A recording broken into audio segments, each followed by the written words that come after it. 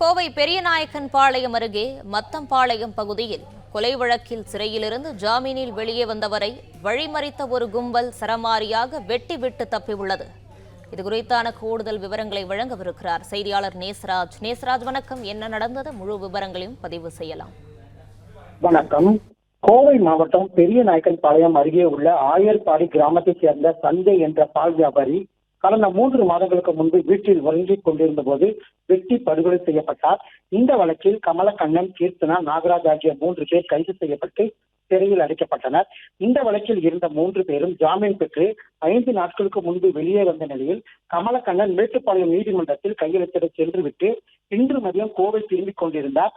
தனது நண்பன் ஒருவருடன் இருசக்கர வாகனத்தில் வந்து கொண்டிருந்த நிலையில் மத்தம்பாளையம் பகுதியில் வந்தபோது அவர்களை வழிமறித்த 4 பேர் கொண்ட கும்பல் கமலக்கண்ணனை சராமரியாக அடிவாளால் வெட்டியதில் அவர் படுகாயமடைந்தார்.